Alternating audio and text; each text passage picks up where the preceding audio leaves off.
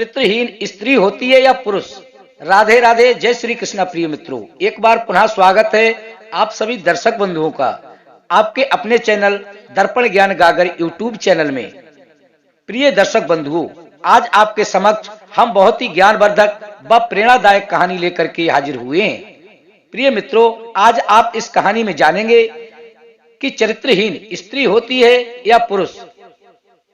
आज की इस वीडियो में आप सभी के लिए ये बातें हम विस्तार रूप से बताने वाले हैं, इसलिए प्रिय बंधुओं हमारी वीडियो की समाप्ति तक अवश्य बने रहें ताकि आपको संपूर्ण जानकारी प्राप्त हो सके। और प्रिय दर्शक बंधुओं, यदि आपने अभी तक हमारे चैनल को सब्सक्राइब नहीं किया है तो प्लीज आप हमारे चैनल को अभी सब्सक्राइब कर लें, वीडियो को लाइक करें, अच्छे कमेंट करें और बेल आइकन ऑन कर लें ताकि आने वाली वीडियो की नोटिफिकेशन सबसे पहले आपको प्राप्त हो सके और प्रिय दर्शक बंधुओं आप उसका लाभ उठा सकें। तो आइए प्रिय मित्रों, आपका अधिक समय नष्ट ना करते हुए देखते हैं इस प्रसंग की ओर। प्रिय मित्रों, इस कहानी को आप पूरी व अंत तक अवश्य सुनिएगा।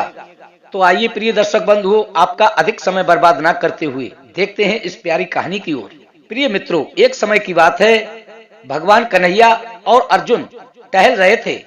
तभी अर्जुन भगवान कृष्ण से कहते हैं कि हे माधव, आज मैं आपसे एक बात पूछना चाहता हूँ। तभी भगवान श्री कृष्ण बोले कि हे अर्जुन, तुम्हारे मन में क्या जिज्ञासा है, क्या प्रश्न है, निसंकोच पूछिए, क्या पूछना चाहते हो। कि हे केशव, आज मैं जो आपसे प्रश्न पूछना चाहता हूँ वो प्रश्न इस प्रकार है कि इस समस्त संसार में चरित्रहीन स्त्री होती हैं या कि पुरुष। प्रिय मित्रों, जैसे ही अर्जुन भगवान श्री कृष्ण से ये प्रश्न पूछते हैं तो भगवान श्री कृष्ण अर्जुन से कहते हैं कि हे अर्जुन, आपको आज किसी ने कुछ कहा है क्या, या फिर आपने कुछ देखा है? तो प्रिय मित्रों, अर्जुन कहते हैं कि नहीं प्रभु, मैं तो आपसे ऐसे ही जानना चाहता हूँ। तब भगवान श्री कृष्ण अर्जुन से कहते हैं तो तुम मुझसे ऐसा विचित्र प्रश्न क्यों पूछ रहे हो? फिर अर्जुन भगवान श्री कृष्ण से कहते हैं कि हे प्रभु, ऐसी कोई बात नहीं है, बस मैं आपसे ये जानना चाहता हूँ कि चरित्रहीन स्त्रियां होती हैं या पुरुष। तो प्रिय मित्रों, फिर से भगवान श्री कृष्ण अर्जुन से कहते हैं कि अर्जुन, मुझे दिख रहा है कि तुम इस बात को लेकर बहुत चिंतित हो और ये तुम्हारे मुख पर स्पष्ट झलक रहा है, इसलिए तुम मुझे सारी बातें खुलकर बताइए। तो प्रिय मित्रों, अर्जुन भगवान श्री कृष्ण से कहते हैं कि हे प्रभु, एक स्त्री है और वो स्त्री अपने घर में अकेली रहती है और उस स्त्री के घर में यदि कोई भी पुरुष दिन या रात में जाता है तो लोग उसे चरित्रहीन ही समझते हैं और उसे बुरा भला कहते हैं। इसलिए प्रभु, मैं आपसे ये पूछना चाहता हूँ कि आखिर इस संसार में चरित्रहीन कौन होता है, स्त्री या फिर पुरुष? तो प्रिय दर्शक बंधुओं, इसके बाद भगवान श्री कृष्ण अर्जुन से कहते हैं कि हे पार्थ, यदि ऐसी बात है तो मैं तुम्हारे इस प्रश्न का जवाब अवश्य ही दूंगा। अर्जुन, आज मैं आपके लिए एक कहानी सुनाता हूँ और इस कहानी के माध्यम से आपको अपने प्रश्न का उत्तर अवश्य ही प्राप्त होगा। और अब प्रिय दर्शक बंधुओं, एक कहानी के माध्यम से भगवान श्री कृष्ण अर्जुन को ये बताते हैं कि आखिर इस संसार में चरित्रहीन कौन होता है। प्रिय मित्रों, तभी भगवान कृष्ण कहते हैं कि हे अर्जुन, एक समय की बात है, एक वन में एक साधु रहा करते थे। वे साधु बहुत ही ज्ञानी व विद्वान थे। वे साधु वन में बैठे बैठे भगवान की भक्ति किया करते थे।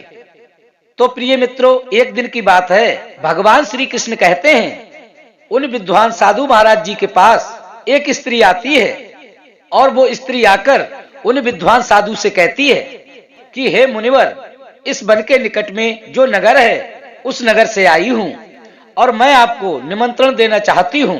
प्रिय मित्रों, तभी वह स्त्री कहती है कि हे विद्वान संत जी, मैं अपने घर पर 7 साधुओं को भोजन कराना चाहती हूँ और इसी कारण से मैं आपको निमंत्रण देने आई हूँ और मैं आपसे ये कहने के लिए आई हूँ कि आप मेरे घर पर भोजन करने अवश्य पधारें।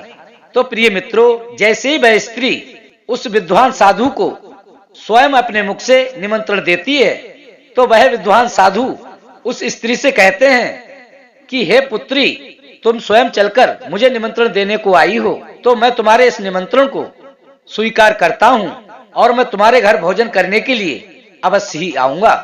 प्रिय मित्रों, उसके बाद में ये कहकर और निमंत्रण देकर वह स्त्री अपने नगर की ओर वापस लौट जाती है। और उसके बाद में जैसे ही संध्या काल का समय होता है और वो विद्वान साधु उस स्त्री के दिए हुए निमंत्रण के अनुसार, और जैसे ही वो विद्वान साधु उस स्त्री के घर की ओर चलने लगते हैं तो रास्ते में उन्हें कुछ लोग मिलते हैं और वो लोग उन विद्वान संत से पूछने लगते हैं कि हे महाराज, आज आप कहाँ जा रहे हो? तो वह विद्वान संत उस स्त्री का नाम बताता है कि हम उसके यहाँ निमंत्रण खाने के लिए जा रहे हैं। प्रिय दर्शक बंधुओं, जैसे ही वो विद्वान साधु उस स्त्री का नाम लेते हैं और कहते हैं कि मैं उस स्त्री के घर भोजन करने के लिए जा रहा हूँ, उन्होंने मुझे अपने घर भोजन पर बुलाया है, तो प्रिय दर्शक बंधुओं, वो लोग उस साधु से कहते हैं कि हे महाराज जी, वो स्त्री तो चरित्रहीन है और उस स्त्री के घर जो भी जाता है वह चरित्रहीन ही कहलाता है। प्रिय मित्रों, इसके बाद में वो साधु महाराज उन लोगों की बात पर ध्यान नहीं देते हैं और अपने मार्ग पर आगे चलने लगते हैं। और जैसे ही वे कुछ कदम आगे बढ़ते हैं और लोग मिलते हैं, वे भी उन साधु महाराज से इसी बात का जिक्र करते हैं और कहते हैं कि हे संत जी, आप कहाँ जा रहे हो? तो प्रिय दर्शक बंधुओं, वो संत जी उन लोगों को भी निमंत्रण वाली बात बताते हैं और कहते हैं कि मैं वहाँ भोजन करने के लिए जा रहा हूँ। तो प्रिय दर्शक बंधुओं, वो लोग साधु महाराज जी से कहते हैं कि नहीं महाराज जी, आप उस स्त्री के घर मत जाइए, क्योंकि वो स्त्री एक बदचलन स्त्री है, एक चरित्रहीन स्त्री है, इसलिए हे प्रभु आप उसके घर मत जाइएगा। परंतु प्रिय दर्शक बंधुओं, वो संत जी की भी बात नहीं सुनते हैं और अपने द्वारा दिए हुए वचन को याद करके आगे चलने लगते हैं और चलते चलते उस स्त्री के घर पहुंच जाते हैं। और जैसे ही उसके घर पर पहुंचने पर उसके मुख्य द्वार पर आवाज लगाते हैं तो वह स्त्री अपने घर से बाहर निकलकर आती है और उन साधु महाराज जी को देखकर अति प्रसन्न होती है और उन साधु महाराज जी के चरण स्पर्श करने के बाद उन्हें अपने घर में अंदर ले जाती है। और जैसे ही प्रिय मित्रों वो साधु अंदर आते हैं तो वो स्त्री उनके लिए एक सुंदर सा आसन लगा देती है और उस आसन पर विराजमान करती है।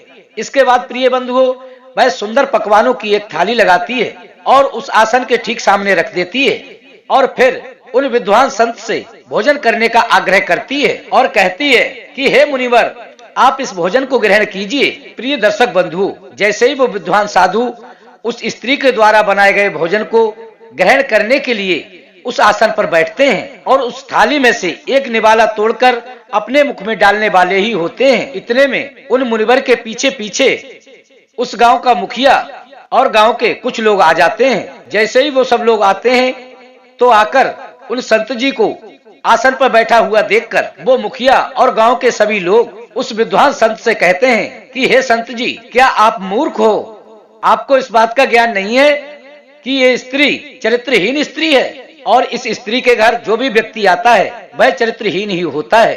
प्रिय दर्शक बंधुओं, उस गांव के मुखिया के मुख से ऐसी बात सुनने के बाद वो संत जी अपने आसन को छोड़ करके खड़े हो जाते हैं और खड़े होकर उस मुखिया की बातों को सुनने लगते हैं और उस मुखिया के मुख से कही हुई किसी भी कड़वी बात पर क्रोध नहीं करते हैं।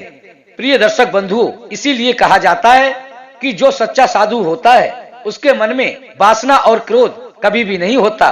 प्रिय बंधुओं, जैसे ही वो मुखिया अपनी कड़वी बातों को जोर जोर से बोलने लगता है और उस स्त्री के बारे में उल्टी सीधी बातें करने लगता है तो वो विद्वान साधु उस मुखिया के एक हाथ अपने हाथ से पकड़कर अपनी कांख में दबा लेता है और फिर उस मुखिया से कहता है कि हे मुखिया जी, अब आप एक काम कीजिए, मैंने आपके एक हाथ को अपने हाथ से पकड़कर कांख में दबा रखा है, लेकिन मुखिया जी अब आप अपने एक हाथ से ताली बजाइए।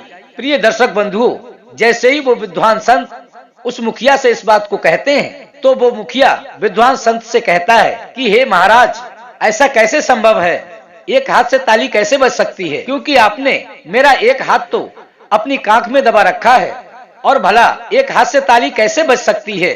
तो प्रिय दर्शक बंधुओं, वो विद्वान संत कहते हैं कि मूर्ख मुखिया, कि मैं तुझे इसी बात को समझाने की कोशिश कर रहा हूँ, अर्थात तुम सभी अज्ञानियों को समझाने जा रहा हूँ, क्योंकि मुखिया जी कभी भी एक हाथ से ताली नहीं बजती है।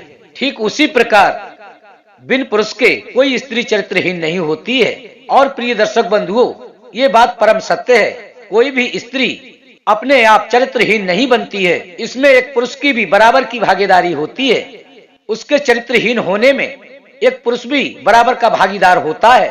और देखा जाए तो एक पुरुष ही चरित्रहीन होता है, क्योंकि स्त्री और पुरुष दोनों की सहमति के बिना कोई भी संबंध नहीं बनता है। जबकि देखा जाए तो पुरुष के मुकाबले स्त्री की काम वासना अधिक होती है, लेकिन फिर भी स्त्री अपने धर्म और कर्म पर चलते हुए अपनी वासना पर काबू करते हुए उसे छुपा लेती है और अपनी काम वासना को उजागर नहीं होने देती है। और जो पुरुष होते हैं वो अपनी वासना को काबू नहीं कर पाते हैं, जिसके चलते किसी स्त्री की सहमति के बिना वो उससे संबंध बनाने की जबरदस्ती कोशिश करते हैं। और इसीलिए देखा जाए तो चरित्रहीन स्त्री नहीं बल्कि पुरुष ही होता है।